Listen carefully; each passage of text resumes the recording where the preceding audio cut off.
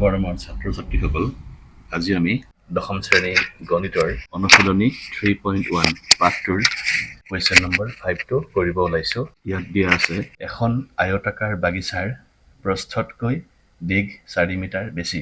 ইয়াৰ পৰিসীমাৰ আধা 36 মিটাৰ। বাগিচাখনৰ দীঘ আৰু প্ৰস্থ নিৰ্ণয় কৰা। তে আমাক বাগিচাখন আয়তাকাৰ বাগিচা বুলি কৈছে।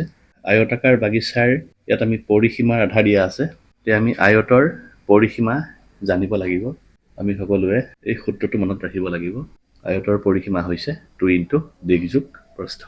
ইয়াত আয়তাকাৰ বাগিচাখনৰ দীঘ আৰু প্ৰস্থ নিৰ্ণয় কৰিব দিছে। তে আমি ধৰিব লাগিব যে আয়তাকাৰ বাগিচাখনৰ দীঘ x মিটাৰ আৰু প্ৰস্থ y মিটাৰ। আমি লিখিব লাগিব ধৰা হ'ল আয়তাকাৰ বাগিচাখনৰ দীঘ is equal x মিটাৰ আৰু আয়তাকাৰ বাগিচাখনৰ প্ৰস্থ is equal y মিটাৰ। প্ৰশ্নমতে আমাক প্ৰশ্নটোত দিয়া আছে বাগিচাখনৰ প্ৰস্থতকৈ দীঘ 4 মিটাৰ বেছি, অৰ্থাৎ দীঘটো বেছি হয় প্ৰস্থতকৈ। ইয়াতে আমি দীঘ x ধৰিছো। তে এইটো হৈছে দীঘ আৰু এইটো হৈছে প্ৰস্থ। এতিয়া আমি এই দুইটা দীঘ আৰু প্ৰস্থ, দীঘটো যিহেতু প্ৰস্থতকৈ বেছি হয়, তে আমি ইহঁতক সমীকৰণৰ সহায়ত লিখিব লাগিব। ইয়াতে প্ৰস্থ y যিহেতু সৰু, গতিকে প্ৰস্থৰ লগত আমি 4 মিটাৰ যোগ কৰিব লাগিব। তেতিয়া এই প্ৰস্থটো দীঘৰ সমান হ'ব। এইটো হৈছে সমীকৰণ নম্বৰ 1। আকৌ আমাক দিয়া আছে পৰিসীমাৰ আধা 36 মিটাৰ। তাৰ মানে পৰিসীমাৰ আধা is equal 36 মিটাৰ। ইয়াতে পৰিসীমা মানে হৈছে এই সূত্ৰটো 2 ইনটু দীঘ প্লাছ প্ৰস্থ। দীঘ হৈছে x প্লাছ প্ৰস্থ হৈছে y, অৰ্থাৎ পৰিসীমা হ'ব 2 ইনটু দীঘ মানে হৈছে x প্লাছ প্ৰস্থ মানে হৈছে y। এইখিনি হৈছে আয়তৰ পৰিসীমা। আৰু পৰিসীমাৰ আধা বুলি কৈছে, আধা মানে ইহঁতক আমি 2ৰে হৰণ কৰিব লাগিব। is equal 36 implies ইয়াতে আমাৰ 2 কেঞ্চেল যাব। ইয়াত থাকিব x plus y is equal 36। এতিয়া ইয়াক আমি 2 নম্বৰ সমীকৰণ দি পেলাই প্ৰতিস্থাপন বা অপনয়ন পদ্ধতিৰ সহায়তো দীঘ আৰু প্ৰস্থ উলিয়াব পাৰো।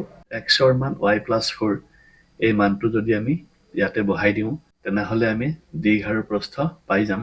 কিন্তু আমি এই অংকটো লেখৰ সহায়তে সমাধান কৰিম। বৰ্তমান পৰীক্ষাত যদি লেখৰ সহায়ত উল্লেখ নকৰে, তেনেহলে তোমালোকে এইটো প্ৰতিস্থাপন বা অপনয়ন পদ্ধতিৰ সহায়তে কৰিবা। কিন্তু মই ইয়াক এতিয়া লেখৰ সহায়তে সমাধান কৰি দেখুৱাম। ইয়াক মই লিখিব লাগিব y is equal 36 আৰু এই x টো মই যদি সোঁহাতে লৈ যাওঁ মাইনাছ x হ'ব।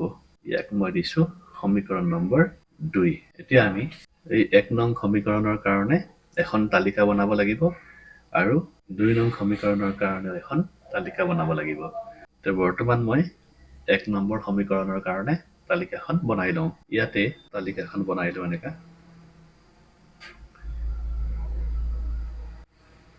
ইয়াত মই x ধৰিছো, ইয়াতে মই y ধৰিছো। এতিয়া যদি মই ইয়াতে y ৰ মান ধৰিব লাগিব, y ৰ মান ধৰিলে x ৰ মানটো পাই যাম। ইয়াত মই y ৰ মানটো 0 ধৰিছো। y ৰ মান 0 ধৰিলে এই y ঘৰটোত লিখিব লাগিব 0। তেতিয়া এইটো 0 প্লাছ 4, অৰ্থাৎ 0 লগত যদি 4 প্লাছ কৰো 4 হৈ যাব, অৰ্থাৎ x ৰ মান 4 হৈ যাব। তেতিয়া আমি এই x ৰ ঘৰটোত লিখিব লাগিব 4। আকৌ যদি মই y ৰ জেগাত -4 ধৰো, তেনেহলে এই y ঘৰটোত লিখিব লাগিব -4।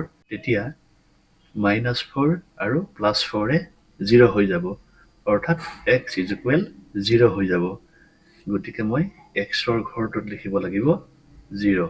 আকৌ যদি মই y ৰ ঠাইত -8 ধৰো, তেনেহলে y ৰ জেগাত লিখিব লাগিব -8। তেতিয়া -8 আৰু +4 মিলি পেলাই -4 হ'ব। তেতিয়া x ৰ মান -4 পাম। তেতিয়া আমি এই x ৰ ঘৰটোত লিখিব লাগিব -4।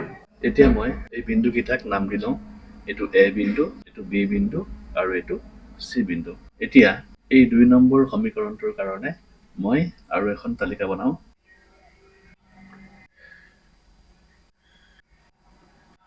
ইয়াত লিখিব লাগিব x, ইয়াত লিখিব লাগিব y। এতিয়া যদি আমি x ৰ মান যিকোনো এটা সংখ্যা ধৰিলে হ'ল, আমি x ৰ মান ধৰিলে ইয়াতে y ৰ মানটো পাই যাম। যেনে আমি যদি x ৰ জেগাত 16 ধৰো, তেনেহ'লে 36ৰ পৰা 16 বিয়োগ কৰিম, বিয়োগ কৰিলেতো 20 হ'ব, অৰ্থাৎ y = 20 হ'ব। তেতিয়া আমি এই y ঘৰটোত লিখিব লাগিব 20। আকৌ যদি আমি x ৰ জেগাত 15 ধৰো, তেনেহ'লে 36ৰ পৰা 15 বিয়োগ কৰিলে হ'ব 21, অৰ্থাৎ y = 21 হ'ব। তো আমি ইয়াতে y ঘৰটোত লিখিব লাগিব 21। আকৌ যদি আমি x ৰ জেগাত 18 ধৰো, তেতিয়া 36ৰ পৰা 18 বিয়োগ কৰিলে 18 থাকিব, অৰ্থাৎ y = 18 হ'ব। তেতিয়া আমি y এই ঘৰটোত লিখিব লাগিব 18। এতিয়া আমি ইয়াতে এই দুটা সমীকৰণৰ কাৰণে দুখন তালিকা পাই গ'লো। ইয়াক আমি নাম দি লৈছো বিন্দুকেইটা P, Q আৰু R। এতিয়া আমি এই A, B, C আৰু P, Q, R বিন্দুকেইটা লেখ কাগজত বহুৱাই দিওঁ। ইয়াত নাম দিব লাগিব x ডেছ, ইয়াত দিব লাগিব x, উলম্ব অক্ষডালক আমি ওপৰত দিব লাগিব y আৰু তলত দিব লাগিব y ডেছ, আৰু এইটো হৈছে মূল বিন্দু, ইয়াক আমি নাম দিব লাগিব O। এতিয়া ইয়াতে P, Q আৰু R বিন্দু তিনিটাৰ মান যিহেতু ডাঙৰ ডাঙৰ, গতিকে আমি লেখ কাগজত নধৰিব, তে আমি এই প্ৰতিটো ঘৰকে 2 একক ধৰিব লাগিব। এতিয়া ইয়াতে A বিন্দুৰ স্থানাংক হৈছে 4,0। 4,0 হ'লে আমি যিহেতু 2 এককে ধৰিছো প্ৰতিটো ঘৰকে, 4 বুলি ক'লে 4ৰ আধা 2 হ'ব। ইয়াতে আমি 2, ইয়াতে 2, 4 হৈ গ'ল। 4,0 বুলি ক'লে ইয়াতে বহিব বিন্দুটো, আমাৰ নাম দিব লাগিব A বিন্দু। B বিন্দুৰ স্থানাংক হৈছে 0,-4। ইয়াতে আমাৰ x ৰ মান 0 আৰু y ৰ মান হ'ব -2, -4। ইয়াতে বহিব আমাৰ B বিন্দুটো। C বিন্দুৰ স্থানাংক হৈছে -4, -8। আমি ইহঁতৰ আধা আধা কৰি দিম, 1 2 4ৰ আধা 2 হয়, 4ৰ আধা 2 হয়, আৰু 8ৰ আধা 4 হয়। তাৰ মানে 2 ঘৰ আৰু 4 ঘৰ দিলেই হ'ব, মানে -2 আৰু -4 বহালেই হ'ব। এইটো হৈছে -1, -2, আৰু এইফালে হৈছে -1, -2, -3, -4। এইটো হ'ব আমাৰ C বিন্দু। এই 2 ঘৰত 4কে আছে আৰু এই 4 ঘৰত 8 আছে। এতিয়া আমি A, B, C বিন্দু তিনিটাৰ মাজেৰে এডাল সৰল ৰেখা টানি দিওঁ। এতিয়া আমাৰ P বিন্দুৰ স্থানাংক হৈছে 16,20। আমি যিহেতু 2 এককে ধৰিছো, গতিকে 16ৰ আধা 8 দিলেই হ'ব আৰু 20ৰ আধা 10 দিলেই হ'ব, অৰ্থাৎ 8 ঘৰ আৰু 10 ঘৰ দিম। ইয়াতে 0 আছিলে, 1 2 3 4 5 6 7 8। 8ত 16 আছে আৰু ওপৰলৈ 10 ঘৰ যাব। 1 2 3 4 5 6 7 8 9 10। ইয়াত 10 ঘৰ আছে। এই 10ত আমাৰ 20 আছে। ইয়াক আমি P বিন্দু নাম দিছো। এতিয়া ইয়াত আমাৰ 15 আছে আৰু 21 আছে।